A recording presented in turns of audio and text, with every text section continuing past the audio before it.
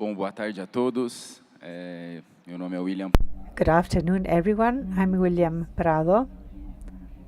I'm a network engineering and specialized in automation in IXPR. My presentation will be on Nornir, Python framework for network automation. First of all, I'd like to thank LACNIC and the organizers for accepting my paper and for giving me the opportunity to speak about network automation. I've been studying this topic for many years now, so I'm very happy to be able to share my knowledge with you and to speak about the topic of automation, which is a trend we have witnessed in recent years in the market in our field of activity. The purpose of my presentation is to share with you a tool that is a support tool to develop automation.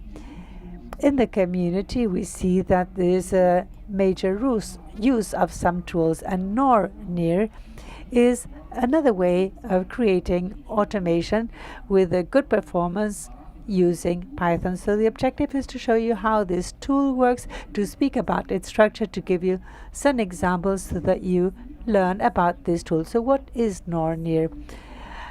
Nornir is an automation framework 100% written in Python. I'd like to highlight that is 100% written in Python because the entire infrastructure was developed in Python. This makes the problem diagnosis much easier when you have problems with the data structure. But we can see that this goes far beyond this, so we can write several plugins and use Python for this purpose. So that is relevant for this data structure. A further point is that this creates an abstraction layer for multi-threaded environments.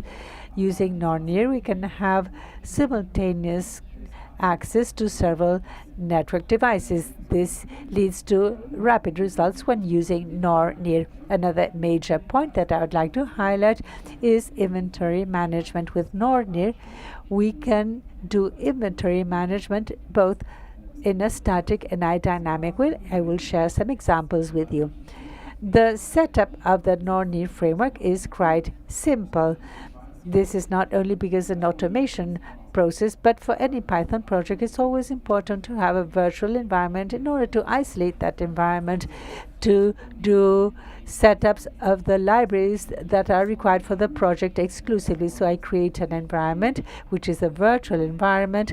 I then access this environment. I set up this framework using the Python packet manager. So this is quite straightforward. All along the presentation, we can see that the plugin setup is done with the Python packet manager. Now, looking at the inventory, the first example is a simple inventory. This is a static inventory. The Nornir inventory is quite similar to the inventory we have in other tools, and we can even have 4 files in the YAML format. And in config.yaml, we can also have other access to other files that have this inventory. So we have host .yaml, groups.yaml, and defaults.yaml. We can create different inventories. And like we see, the name, by the name, we are going to include information on the host. These 3 network elements in the lab to share these examples with you. We have this information. We have the name, host name, R1, R2, R3. We have the IP associated to each host name. And for each device, I included some groups in order to facilitate the automation process, in order to be able to filter specific data and to make this a more robust inventory. Regarding groups.yaml, we can include other type of information in the group. In this laboratory, I included 3 Cisco elements using IRSXR. And for this group, I included username, password for access the platform to be able to distinguish the platforms I'm using in my automation. And then I left a standard access port, which is port 20T. We also have groups for site 1, site 2, and site 3. just to identify each of these groups and sites. So I created data structures for NTP. I have A.ntp.br, B.ntp.br, and C.ntp.br. So we can use easily this structure to have an automated function. Then in default YAML, I have a template to have access to netconf. My automation is going to use this template. For example, the standard port of netconf, that is 830. In the first example that I share with you in Python shows this script, which is quite simple. This script initiates the Nornir infrastructure with image Nornir. And here you have a couple of parameters. The inventory is config.yaml. And we also identify that we're going to use a multi-threaded infrastructure. So in this situation, for this automation, I can obtain 20 workers. Once I execute this script, Nornir can have access up to 20 elements simultaneously.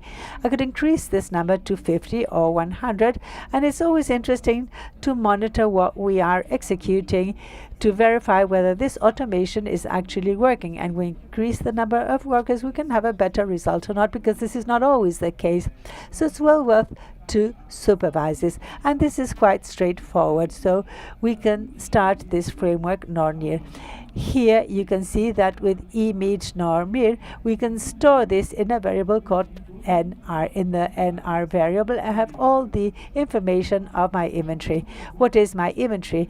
These are the 3 devices that I had in my host.yaml, R1, R2, and R3. This script does the following. I have a repetition structure that generates a resource in the NR variable, and the NR variable, I have my variable, and I can show my Python terminal containing all the information of my inventory. If I execute the script, I still don't have access to my device, but I'm loading my inventory to show in my host what I have in my inventory. So you will see that the execution is very simple and straightforward. The result is also very satisfactory, because when we begin with Nornir and we can share all the information, it looks very simple. And this agrees with that I wrote in my file.yaml, R1, R2, R3 with the respective IPs and with the groups that I associated in my inventory. So far it has been quite simple. Now to continue with the Nornir structure, we have the plugins. It is important to understand this concept. Plugins are the elements that will provide to the Nornir structures different access to the devices. It is very interesting to understand how plugins work.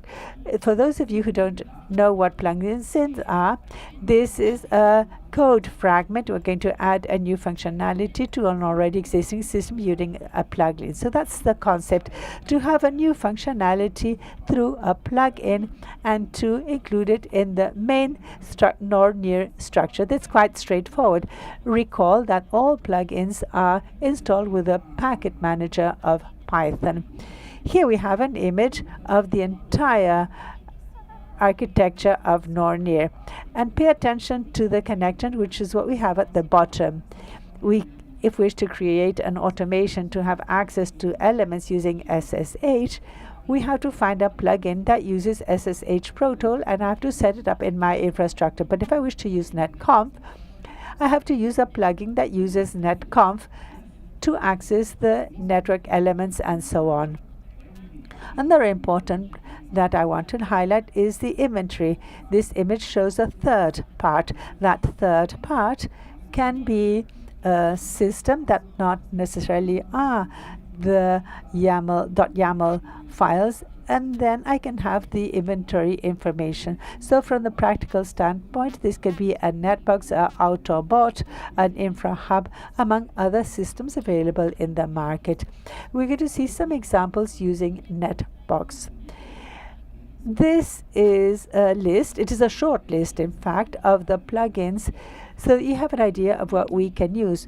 The list is, in fact, much longer. I also shared with you a link in case you wish to check out the information and the available plugins. But for the purpose of this presentation, I'm going to use Nornir, Napalm, Nornir, Netbox, and going to also use Nornir Rich, so that the results are more interesting and so that visually it looks better. So there is an interesting list of plugins. We have MikroTik and many more. And to close, regarding the Nornir infrastructure, we have the concept of tasks. So what are the tasks? These are those things that we carry out when we access the network devices. If we wish to generate an automation for 300 network elements to apply a command, what are the types of actions that I wish to carry out? I wish to access the device and apply a command. So this action is written within a task of the Nornir infrastructure. For those who understand programming, these tasks are just new functions in the code, and among these functions I'm going to apply all the rationale, all the logic, once we can access the device. I'd like to highlight that whenever we wish to do a task, we have to use the run method to execute a task.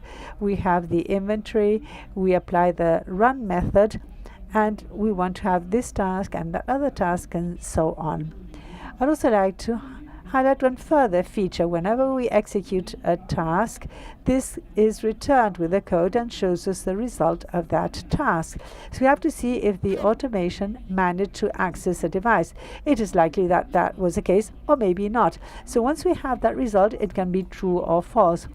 The code can also show us what happened. In fact, if I modified a configuration, if I couldn't have access to the device for some reason, and I can also carry out work on the code with the feedback I receive from the task. This is a very similar example to the first one I shared with you. However, I now wrote a new function of a new task in the code. This is going to read out the inventory for me. So Nornir will load the structure, it will call the task with a run method, and then it will take the network element name with the IP address and show me the information in my host. This is so that you can understand the concept of the task. The result is the same as with the first example, but using a task. It is quite straightforward. And this result is very similar to Ansible, which is quite interesting for those who use this in your everyday work. And moving forward, an additional step, let's see how we can have access to the machines. I guess that you may have used NetMiko. It's a Python library to have access to SSH. We can have access to this library for different machines. It's quite an extensive list in this library.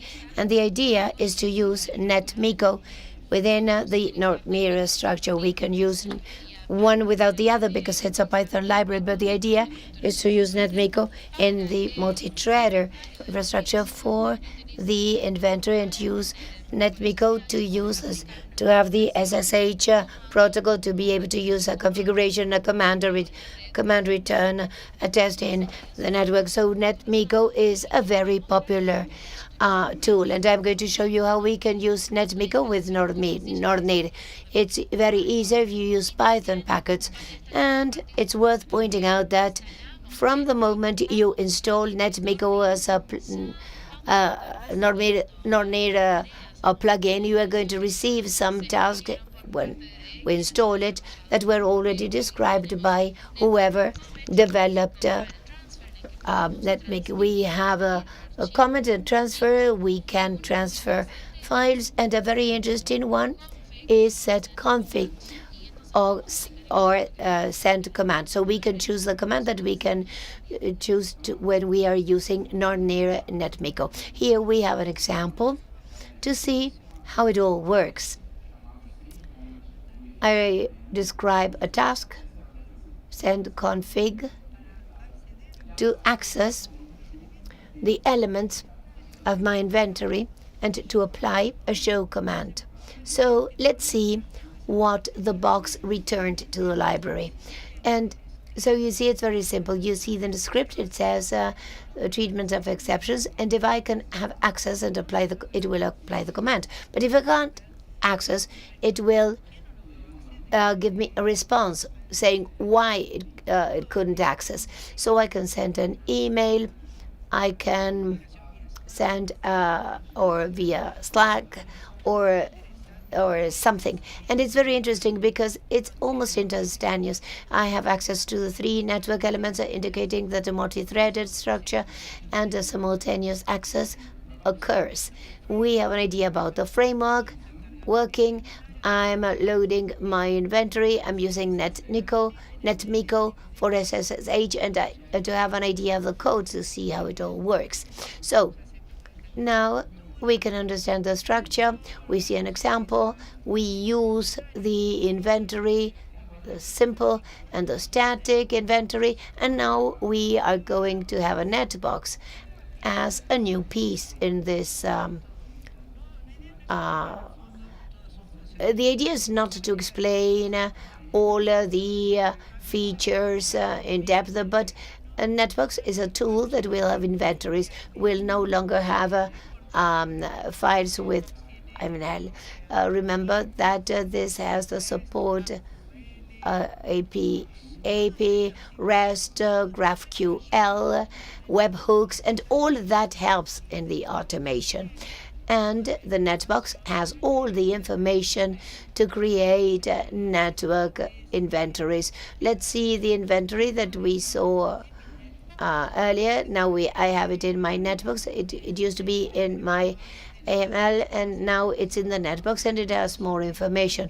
Here we see the API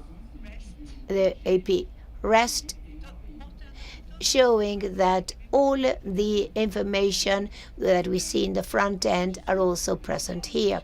Very simple here. It shows where I'm looking for the netbox, showing that I'm using a plugin in the netbox. This is what appears in my inventory, and it shows that this is, in this example, my structure, my initial structure, is no longer the same of loading the framework. Why don't I use that same method? And if Nornir here, I used code reuse method to make it simpler, more scalable. Imagine that if you have 300, 400, 500 automation scripts, if you need all those scripts, now if they have to go through Nornir and charging the filters and a new version of plugin, we have a change in syntax. So we should all access all the scripts and change one by one their syntaxes. This would be very complicated. Here we have the second script that charges the structure of Nornir, and then it goes back to the inventory requested that information. Just as an example, I have a task that is called display inventory. This will be used in the netbox, and it's going to be shown at the terminal. I have the 2 scripts that I used, one to charge the structure, the other for my sensitive data, and my key function that calls all the scripts. First script here charges all the sensitive data such as URL, netbox, a token to access the data for the API, my user, and my username and my password, and to access SSH. This is a very simple case just to see how it works. And here we have the Nornir setup, that is the script that gets the framework started. It loads the inventory and it goes back to the script that requested the information. Nornir is a bit different. Now I have a netbox, a .2, and here in the inventory I can include groups, specific groups.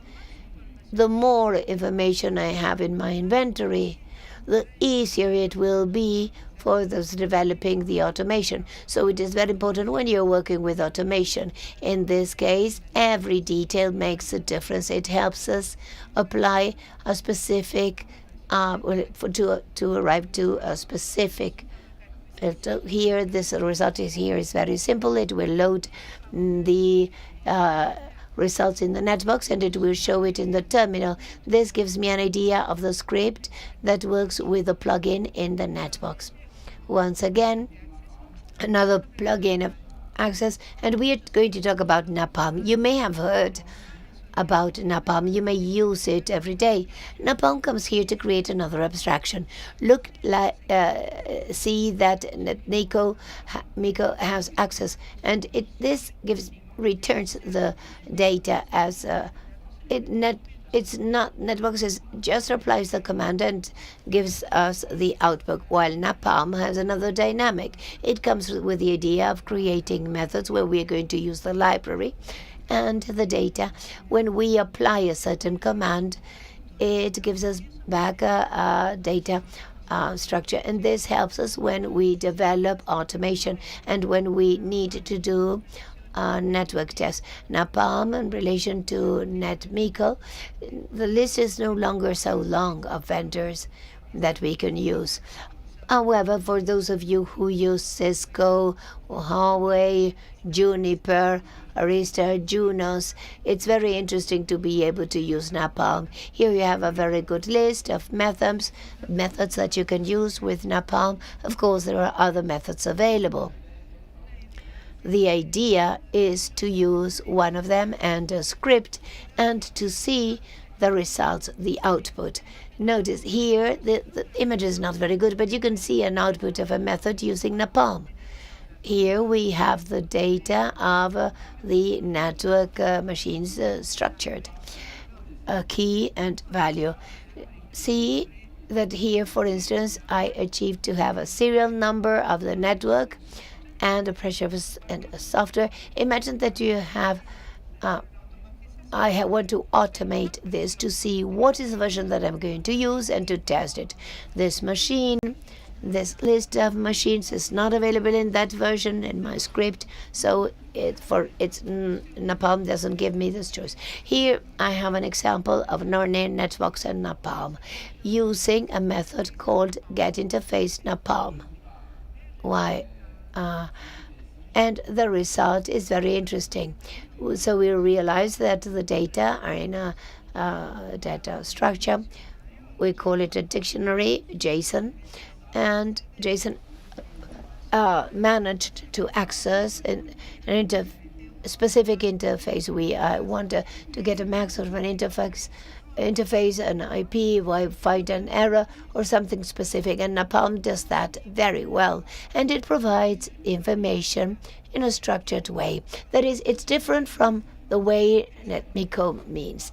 Napalm is very interesting. Now, to complement, the idea is not to speak of netconf, but I want to show that it's possible to use netconf with a Nornir framework. And here you see some ways to operate with netconf. You can use get, edit config, get config, edit config, copy config, many things. The idea is to show the plugin and netconf here in the presentation.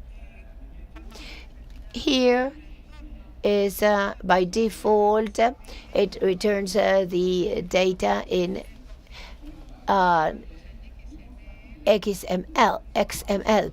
And if we do that, I see that if we want to transform this in JSON, this is very simple. In this first example, we are going to use Nornir conf and with Excel and with XML. And here it tells me that instead of using port 22, I want to use port 830. That's a standard port. So I have netconf config, and here it shows here what I'm looking for in this machine. I put interface configurations to try to find in my inventory the information using netconf. The result expected is the data of the 3 elements in XML. And the result is almost simultaneous in the 3 machines.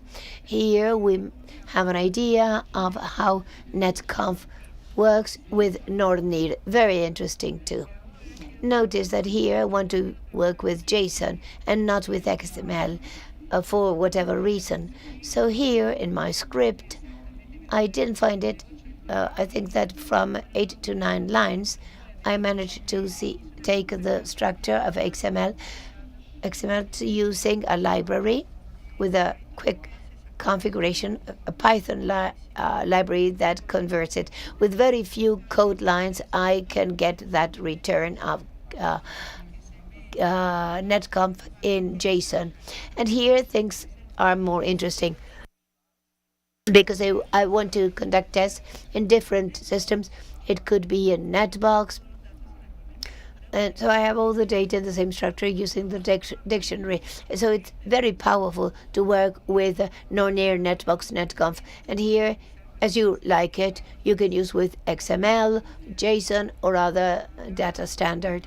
And here, just as an example, I bring a case where I use an automation with 312 devices, different data centers in different locations, different vendors, different software versions, and this gives us an idea of the speed at which Nornir manages simultaneously of the machines. And we can check how interesting it is to use Nornir when we want to use automation creating Python. The idea is not to run the entire test, but in a minute and a half, I can execute the entire inventory and to do all the tests I need. So the way I see this was in a project. So all these are in my in a GitHub. If you want to use my framework, you can clone my repository. You have all the information for the test. If you have any doubts, here you have my data, my mail. So it's available for questions. Thank you.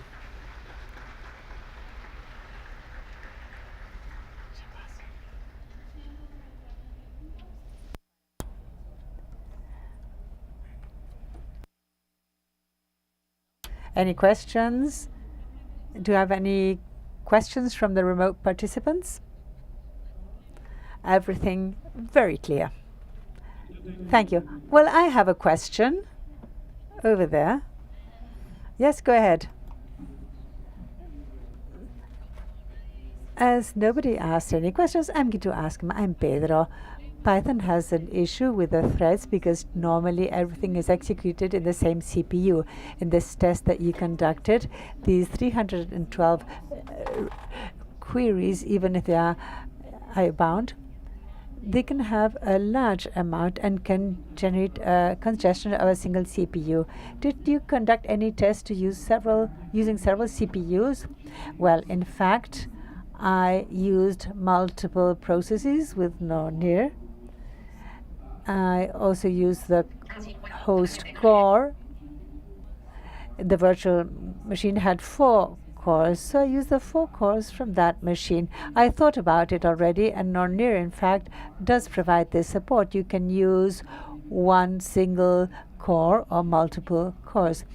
And the interesting thing about this is that for those of you who are familiar with Python, is what I mentioned when I started my presentation. Because this framework was 100% developed with Python, and if you're familiar with this language, you can go to a development level and do modifications. So that is something quite relevant when the features that Nornir has. Thank you very much.